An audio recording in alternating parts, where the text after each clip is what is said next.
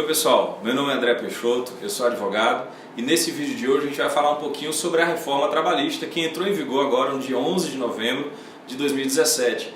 Trata-se da Lei 13.467/2007.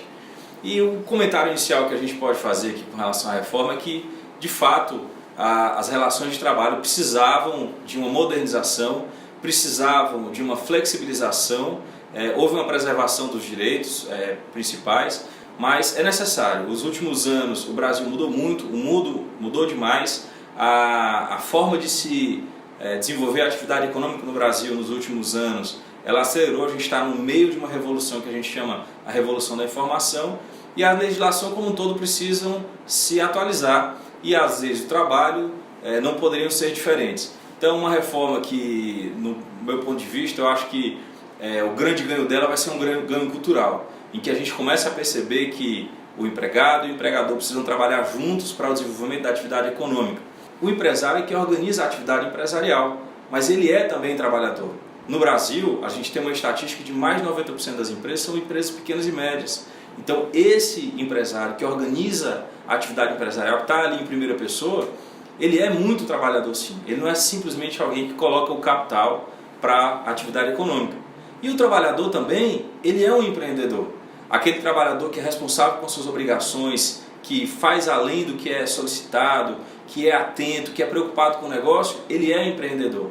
Portanto, tanto o empregador como o empregado, eles são ambos trabalhadores e são ambos empreendedores. Então é muito importante que se tenha atenção a esse conceito, para que a empresa possa progredir, e isso leva ao desenvolvimento da atividade econômica, do desenvolvimento das carreiras desses dois profissionais. E o empregado ainda tem uma coisa que eu sempre acho muito interessante, porque ele está utilizando da força de trabalho dele para o desenvolvimento do negócio do terceiro, que é o empregador. Então é muito digno também. Por isso que o empregado ele tem algumas proteções legais que o empresário, por exemplo, não tem. Enfim, a gente espera que, não pela reforma, mas que uma nova era nas relações de trabalho, de mútua confiança, de ambas as partes buscando, claro, cada um as suas perspectivas, mas também tendo mais pontos de contato, mais pontos em comum do que divergências. Então, a legislação trabalhista, ela permite mais isso, ela permite mais negociação, permite mais conciliação, permite mais entendimento entre o empregador e o empregado. E aí são várias e várias mudanças que vão acontecer, não só no âmbito do mérito das relações de trabalho, mas nas questões processuais, nas questões que envolvem direitos coletivos, negociações coletivas, acordos e convenções, relações com o sindicato. Então, o universo do trabalho ele é mexido em várias de suas estruturas. Essa nova legislação ela traz uma série de mudanças importantes que não vão só na relação empregado-empregador, mas também nas questões de direito coletivo, nas relações com o sindicato, nas relações processuais. Então são muitas mudanças. Essa série de vídeos que a gente está fazendo, ela vai pegar mais aspectos práticos da reforma trabalhista para o cotidiano das empresas, mas tem um universo muito grande de mudanças. Apenas para dar um exemplo, com relação às formas de contratação, nós temos a contratação tradicional, que é a contratação do empregado na condição de tempo integral, até 44 horas semanais. A gente tem uma mudança leve, posso dizer assim, na forma de contratar em tempo e regime parcial. Então o que é muito interessante é que essas aplicações sejam feitas de forma a cumprir seu instituto. Então, se você tem um funcionário que é de fato uma pessoa que vai trabalhar de forma habitual em tempo integral, ele tem um contrato específico.